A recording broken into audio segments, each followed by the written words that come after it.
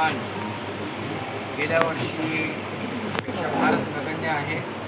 कारण जवळपास 84 water pump लावलेले आहेत आणि त्याचं पूर्ण मॉनिटरिंग होतं.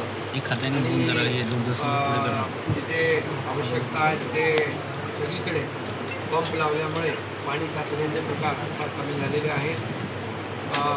त्याचबरोबर झाडं जी पडण्याचं प्रमाण जे आहे ते नक्की यावेळेस जास्त आहे.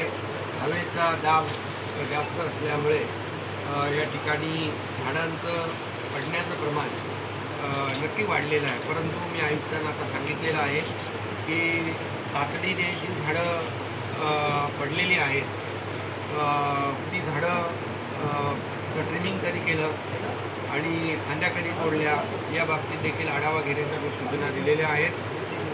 त्याचबरोबर जे अधिकारी आपत्ती व्यवस्थापनामध्ये आपलं जबाबदारी पार पाडत नाहीत त्यांना तात्काळ आठवड्याभरासाठी निलंबित करण्याच्या सूचना दिलेल्या आहेत आणि त्यांनी काम करून दाखवावं आणि आठवड्यात 8-10 दिवसामध्ये जी परिस्थिती जी आहे ती त्याच्यामध्ये अतिशय आमूलाग्र बदल झाला पाहिजे, सुधारणा झाली पाहिजे अशा प्रकारचं त्यांना सूचना दिलेल्या आहेत, निर्देश दिलेले आहेत. त्याचं पालन देखील केलं तर त्या अधिकाऱ्यांना देखील जबाबदारीचं भान आहे असं समजून त्यांच्यावर देखील कुठली कारवाई केली जाणार नाही. जे वृक्ष प्राधिकरण विभागामध्ये जे काम करत नाहीत व्यवस्थित त्यांना ट्रान्सफर त्यांची बदली करायला सांगितलेले आहे. असे जे अधिकारी आहेत त्यांना तात्काळ बदलून त्यांच्या जागी चांगले अधिकारी या ठिकाणी देऊन त्यांना जबाबदारी देण्याची सूचना दिलेल्या आहेत. त्याचबरोबर त्या झाडं फांद्या पडलेल्या आहेत त्या उचलण्यासाठी हायड्रा असेल, त्याचबरोबर लिफ्टिंग मशीन असेल त्या महापालिकेकडे आहेत. त्याचबरोबर आणखी लागले तर हायर करण्याच्या सूचना दिलेल्या आहेत. मॅन पॉवर थोडी कमी आहे अशा प्रकारची लोकप्रतिनिधींच्या माध्यमातून माहिती मिळाली तर मॅन पॉवर देखील आउटसोर्सिंग करण्याच्या सूचना या ठिकाणी दिलेल्या आहेत. तात्काळ आउटसोर्सिंग करून आणखी पाऊस आणि वारा पुढे आहेत आणि त्यामुळे प्रत्येक झाड जे आहे या झाडाचं ऑडिट करायच्या सूचना दिलेल्या आहेत. त्यातले एक्सपर्ट जे लोक आहेत या वृक्ष प्राधिकरणामध्ये NGOमध्ये काही लोक असतात, काही एक्सपर्ट लोक आहेत, हॉर्टिकल्चरचे काही लोक आहेत. या सगळ्यांचं सहभाग घेऊन या संपूर्णपणे जी झाडं आहेत त्याचं ऑडिट करणं, ही झाडं पडता कामा नये, त्याच्या फांद्याने तोडलेल्या आहेत, काढलेल्या आहेत, ट्रिमिंग केलेल्या आहेत की नाही ते पाहणं या बाबतीत देखील आयुक्तांना सूचना दिलेल्या आहेत. मला वाटतं यामध्ये झाडांची मोठ्या प्रमाणावर झालेली पडझड लक्षात घेता झाडांवर या भविष्यामध्ये आता झाडं पडू नये किंवा जी झाडं उभी आहेत ती झाडं मजबूतीने कशी उभी राहतील यासाठी देखील सायंटिफिकली या ठिकाणी आपल्याला काय करता येईल.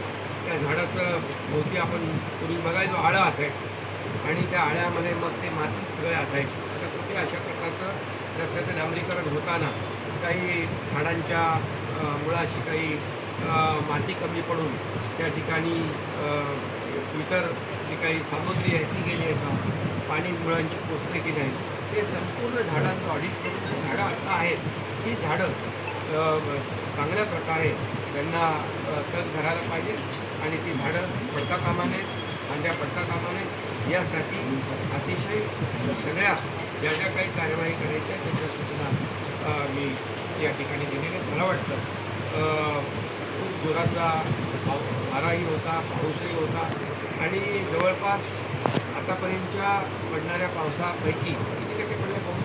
771 7 दिवसात. एकूण पावसाच्या 43% पाऊस 8 दिवसात पडलेला आहे.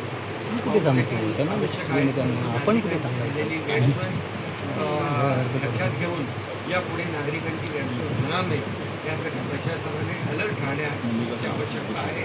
त्यांना अधिकची मॅनपॉवर, अधिकची मशिनरी, अधिकचं जे जे काही आवश्यक लागेल ते सगळं घेण्याचं मला वाटतं आणि सर्व अधिकारी जे आहेत इतर विभागातले जे अधिकारी आहेत त्यांना देखील या भागामध्ये या आपत्ती व्यवस्थापन जो आहे आपला कक्ष त्यामध्ये हे जोपर्यंत हे पाऊस वादळ वाऱ्याचं प्रमाण आहे तोपर्यंत त्यांना देखील इकडे आपल्या या कामामध्ये त्यांचं देखील योगदान, त्यांची देखील सेवा इकडे आपण घेतली पाहिजे अशा प्रकारच्या देखील सूचना मी दिलेले आहेत. TDRF देखील आपली जी आहे TDRF एक चांगलं काम करणारी आपली यंत्रणा महापालिकेकडे स्वतःची आहे आणि त्यामुळे ती वेल इक्विप्ड आहे आणि त्यांना देखील जे काही आवश्यक आपत्ती व्यवस्थापनामध्ये कमिशनर महोदय जे आपत्ती व्यवस्थापनामध्ये आपल्याला जे काही आवश्यक आहे हे सर्व त्याची तरतूद आणि त्याचं नियोजन आपण संबंधित विभागाने करून द्या. कोणीही अधिकाऱ्यांनी हलगर्जीपणा केलेला अशा परिस्थितीमध्ये तुम्ही घेऊ नका. खपून घेतलं जाणार नाही. या प्रत्येक अधिकाऱ्याचं आपत्ती व्यवस्थापन असेल, TDRF असेल, वृक्ष प्राधिकरण विभाग असेल, जे जे या संबंधित पावसाच्या आणि वादळ वाऱ्याच्या रिलेटेड जे जे अधिकारी काम करतात ते करणार आहेत त्यांचं देखील मूल्यमापन या ठिकाणी आपण करा. जे चांगलं काम करतील त्यांचा देखील नक्की सन्मान केला जाईल. परंतु जे आपल्या कर्तव्यापासून आपला हलगर्जीपणा करतील त्यांच्यावर कठोर कारवाई देखील केली जाईल.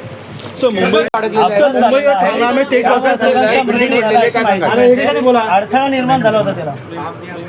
कमिशनर पण आहेत, कलेक्टर पण आहेत. पहिल्या बाबतीमध्ये देखील माहिती घेतो. त्यांना ज्या ज्या काही मदतीची आवश्यकता आहे त्यांना प्रायव्हेट हॉस्पिटलमध्ये ॲडमिट करायचं असेल तर त्यांना तसं पण हे करू आपण. आणि दुर्दैवाने मृत्यू झाला असेल तर त्याच्या परिवाराला देखील जी काही मदत आहे ती आम्ही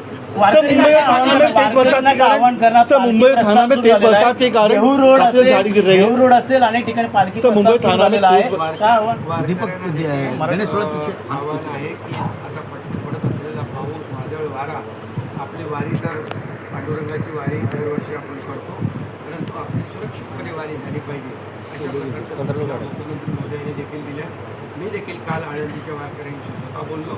या ठिकाणी काही पाण्यामुळे जादा पाऊस पडल्यामुळे वाऱ्यामुळे पिण्याच्या पाण्याची पाणीपुरवठा योजना तुटली होती. जे मोबाईल टॉयलेट बसवले होते ते वाहून गेले होते. काही ठिकाणी विजेच्या खांबांची पडझड झाली होती. पिण्याच्या पाण्याची गैरसोय झाली होती. मी तात्काळ त्यांना नगरविकास म्हणून 10 कोटी रुपये काल तात्काळ रिलीज केले आणि त्यांना देखील एक दिलासा देण्याचं काम केलेलं आहे. त्यामुळे वारकऱ्यांनी देखील आपली वारी सुरक्षित वारी झाली पाहिजे यासाठी